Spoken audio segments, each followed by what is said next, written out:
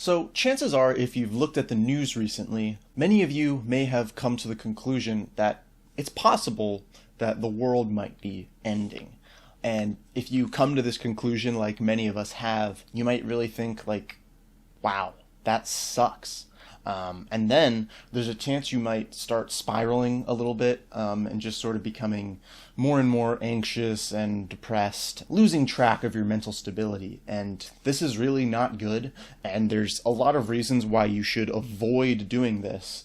And that's sort of what this video is going to be about today. Giving you reasons, giving you mental tools that you can use to keep your sanity during these troubled times. But before I continue, I just want to address a couple reasons, methods that other people have suggested that I don't personally find to be very useful. And the first one would be sort of the section of you when you opened this video who thought, wait, the world is ending? You know, just sort of completely oblivious to these trends that are happening in the world around us. I'll talk a lot more in future videos about why the world is ending. And you can also look at some of my past videos that might suggest that the world is coming to a close.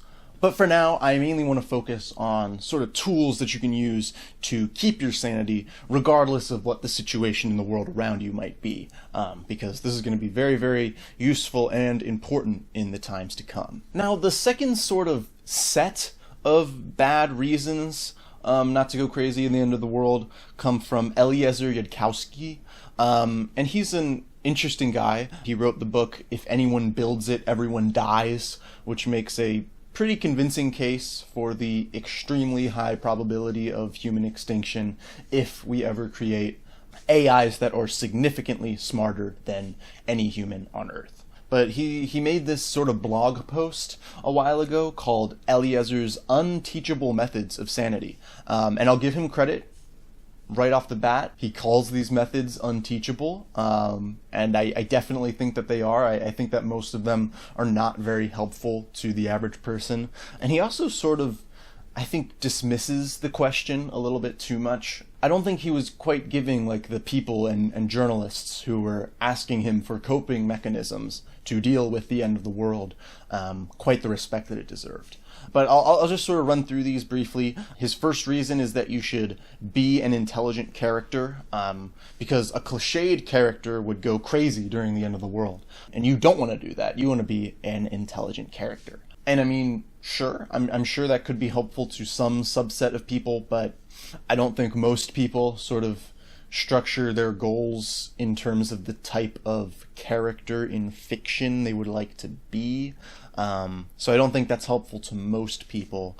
And another thing, perhaps the character going crazy in the end of the world is cliched because it's actually kind of a natural human thing to do. And we're looking for actual methods that we can use to avoid doing that, to avoid falling into this natural human trap of going crazy because of the end of the world. And this sort of just kind of ignores that. The other method he provides is that you shouldn't make the end of the world about you, because the end of the world is about so many things. It's about all of these interconnected systems. It's about the end of humanity, the destruction of humanity. It's not just about you. And I think what this misses is that even if you do maintain this sort of broad-minded view of things, which I think is admirable, like, okay, yeah, you shouldn't be obsessed about how everything in the end of the world relates to you, but it's still sort of a bummer either way, like all thousands of years of human history coming to a close because of game theoretic traps and tech bros who are completely incapable of handling it. Like, that still sort of sucks. So even if you don't make it about you, it still sort of sucks. And also, I mean, it is still your life that's coming to an end, and it's fair to be upset about that.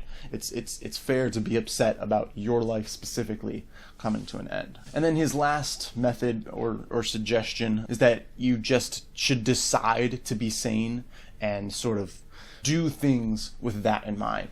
And I think there is something to this. I think there is something to sort of just, set the mood of your day, of your week, of your year.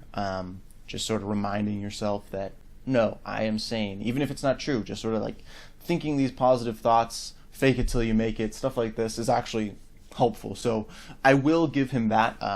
This might actually be a sort of helpful suggestion to certain people. But again, it's just sort of like the kind of like dismissive tones that I didn't think was particularly helpful. And also the fact that in this section he calls sanity a skill issue, which, I mean, okay, it is. Like, there are skills that you can learn to become more sane, and being more sane is definitely advantageous. You definitely get to enjoy life, you get to do more things, you're more productive, you're better in certain ways, you enjoy your life more. Yeah, okay, you could say that sanity is a skill issue. But the idea is, what are those skills that you can learn to become sane? And he kind of just sort of like, I feel like, dismisses those things in all of these suggestions. So that's sort of what I want to talk about here. These are at least things to think about that are helpful for me. Hopefully they're helpful for you. So the first reason, and this is like kind of like a really central one, is that going crazy just sucks. Like, it really sucks to be depressed and anxious all the time. Like, spiraling out of control, sort of losing touch with things, losing motivation because you think the world is going to end.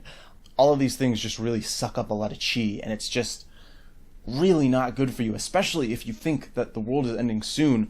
Why would you waste all of your energy, like, with these negative emotions? Like, that sucks. Don't do that. Part of this, maybe like this is like an actual skill that you can use. Part of this is sort of giving yourself a little bit of grace. Like, you don't have to follow the news every day if following the news just crushes your quality of life and your motivation and all of these other things in your life to the point where you can't do it anymore. Like, from time to time, it's okay to just sort of unplug. Like, you have permission to do that because, you know, it really just sucks to be going crazy, and you gotta be like sort of gracious with yourself, willing to take these steps to sort of gain back some of your sanity, because, I mean, the benefit to you in the time that you have left, the benefit to the world even, is going to be much higher if you're able to do whatever it is you need to do to keep your sanity. It's helpful to be informed about the world, but if you're doing it to an extent that it is really just messing with your mental health, you probably shouldn't be doing it. You should be focusing a little bit more on enjoying the time that we have left. So that's sort of like one big thing that you can think about there. The second one, and this is sort of important to remember, especially for those of you who are sort of suffering with motivation during these times, which is definitely super serious. Like, I've dealt with this a lot. Especially now that every coding task essentially can be done by AI. Like, if you are coding manually, you are probably wasting some of your time that could be spent on other things, because the AI is just going to be doing it so much faster and so much better than you. But yeah, there really is just this temptation to think, if the world is going to end, like if there's a super high chance that the world is ending, or at least the entire social system that we live in is going to change in an extremely fundamental way, why would I do anything? Like, just this extreme sort of feeling of depression can sort of settle in a way that sucks. But what you have to remember is there is a chance, however large or small you may think that it is, that everything is going to be fine, that everything, in fact, is not going to end. I'd say it's like maybe a 10% chance that like everything is fine and we're in like a really good future. Maybe like a 20% chance that the AIs are able to be controlled by sort of like a small set of oligarchs, and maybe they don't ever sort of run off into like an uncontrollable territory because like the power structure just really settles in and takes control of everything, and we're sort of in like this techno-feudal dystopia. But yeah, I'd say those are like the two good timelines. There's like a 30% chance there, and then 70% chance that it's over. But like, again, for that 10% chance, you really have to continue moving through sort of like the regular schedule and routine of your life. Definitely find some sort of work if you can.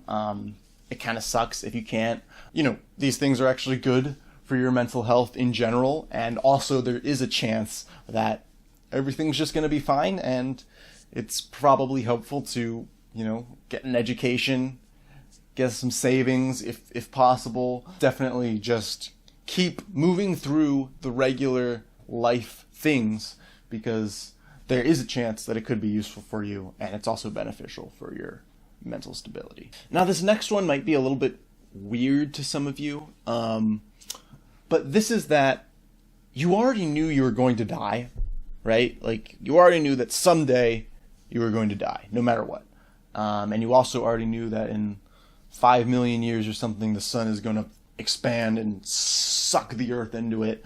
And even if humanity survived that, eventually there would be a heat death of the universe, and nothing would be able to keep enough organizational structure to maintain life or anything.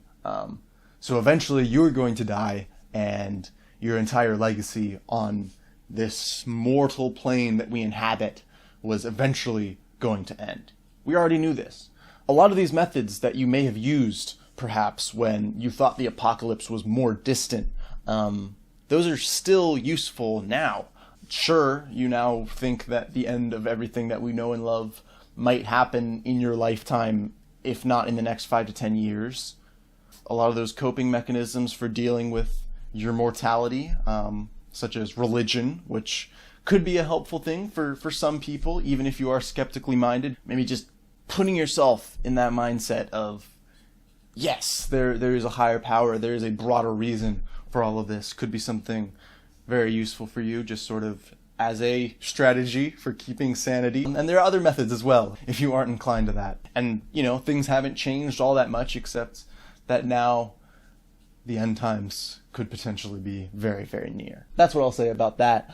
Just sort of keep track of those general strategies that people have developed for thousands of years, because they could be very helpful. Other people have learned ways of coping with this that you can borrow. So definitely seek those things out. Now, an unexpected benefit to the end of the world is that a lot of these sort of political arguments, a lot of these political disagreements that you used to have, maybe there's someone in your family or some friend's friend who you just vehemently disagree with on very fundamental issues.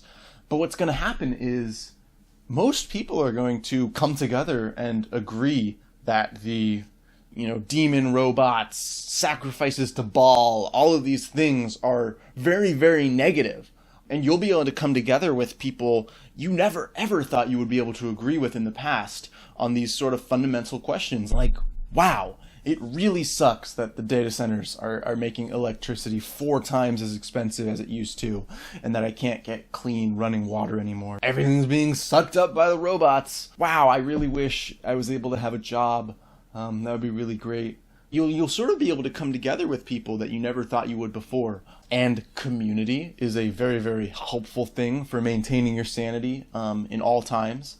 And it might become even easier as the world comes to a close to sort of be able to forge these bonds with people around you. So definitely take advantage of that, I would say, in the end of the world. And finally, I would just say it's just really important to remember in general that the time we have now is really precious, and however long you might think or suspect that we might have, really value it, appreciate it, respect it for what it is. And just understand that it will always be most important to love the people around us in our lives, to really enjoy the nature and beauty of this world while we still have time to enjoy it. So I think I'll leave this video with that. I hope this was helpful to some of you. We'll definitely be talking much more in the future about why the world is ending. But I think it's just really important to sort of go over some of these things to just sort of ground us as we go through this troubled future together. So I think I'll just leave us with that. Thanks for watching. I hope that some of these things at least may have been helpful for you. Thank you.